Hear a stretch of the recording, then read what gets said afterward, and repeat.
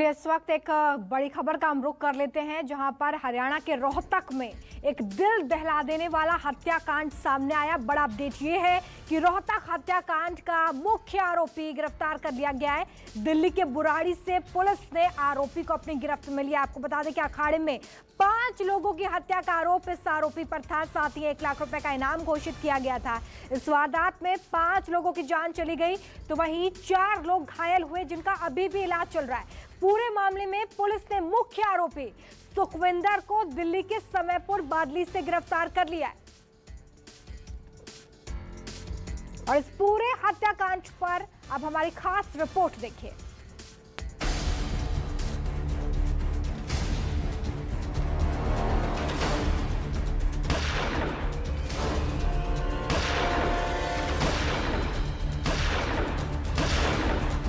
शुक्रवार को हरियाणा के इस अखाड़े में रक्त चरित्र का जो चेहरा सामने आया, उसने हर किसी को सुन्न कर दिया।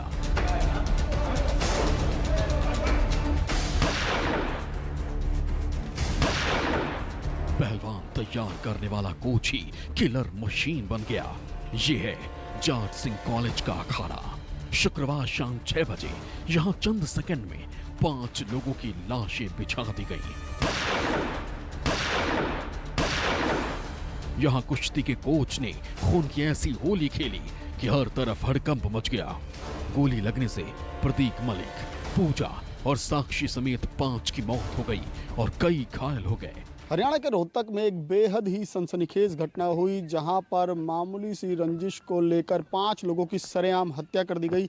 ये रोहतक जिले का जाट कॉलेज का छात्रावास में कुश्ती हॉल है। यहीं पर कल शाम करीब 7:30 बजे ये वाकई में दिल दहला देने वाली घटना हुई, जब जो मुख्य आरोपी बताया जा रहा है सुखविंदर नाम का, वो अपने कुछ साथियों के साथ यहाँ पर मौजूद था। और यहाँ पर पहले से ही जो अन्य कोच हैं, जिसमें मनोज, सतीश और एक जो महिला पहलवान है और इसके अलावा मनोज की पत्नी, वो भी यहाँ पर मौजूद थे। तो जो सुखविंदर है, उसने अपने कुछ साथियों के साथ यहाँ रहकर तमाम जो लोग थे उन पर ताबड़तोड़ फायरिंग कर दी। देखिए यहाँ पर जगह जगह आपको ब्लड स्टेन्स भी दिखाई देंगे। पुलिस ने फिलहाल पूरे इस कुश्ती हॉल को सील कर रखा है, क्योंकि अभी तक फॉरेंसिक टीम ने यहाँ से सैंपल कलेक्ट नहीं किए।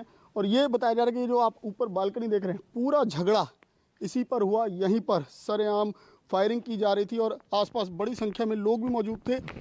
वो तमाम जो लोग यहाँ पर थे, वो गोलियों की आवाज़ सुनकर जब तक मौके पर पहुँचे तब तक यहाँ पूरी तरह से आसपास खून बिखरा हुआ था। और पुलिस मौके पर पहुँची, जो घायल थे तो तमाम लोगों को अस्पताल भेजा गया, जिसमें 5 लोगों की मौत हो गई, जबकि 3 अन्य घायल बताए जा रहे हैं और उसमें एक छोटा बच्चा भी शामिल है।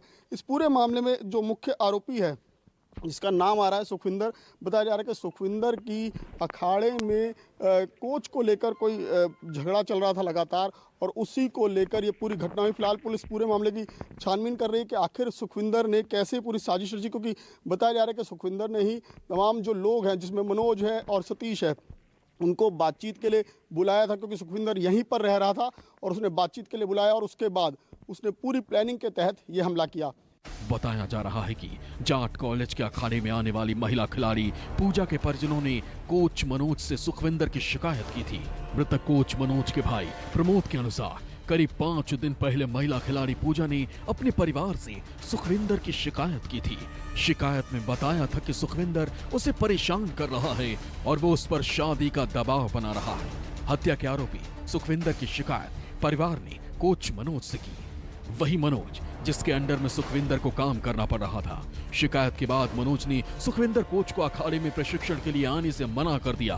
कहा जा रहा है कि इसी बात से रंजिश रखते हुए सुखविंदर ने वारदात को अंजाम दिया।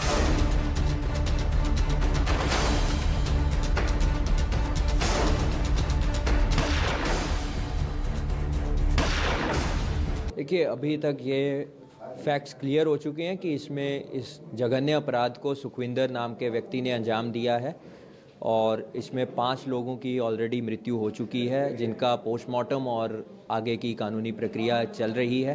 हमारी सीन ऑफ क्राइम टीम्स और बैलिस्टिक यूनिट्स की टीम सीन ऑफ क्राइम से अलग अलग साक्ष्य और तथ्यों को जुटा रहे हैं।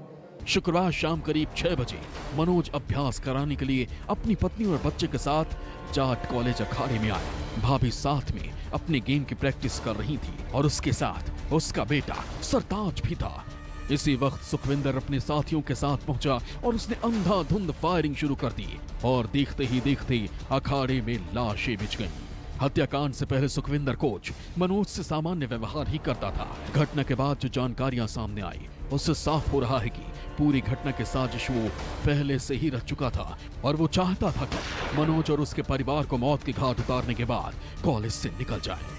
इसलिए वो कमरे का ताला बंद कर वहां से भागने लगा, लेकिन फायरिंग की आवाज सुनकर कोच सतीश दलाल, कोच प्रदीप, कोच अमरजीत और महिला पहलवान पूजा ऊपर की तरफ दौड़े और उसने उन्हें भी गोलियां मार दी।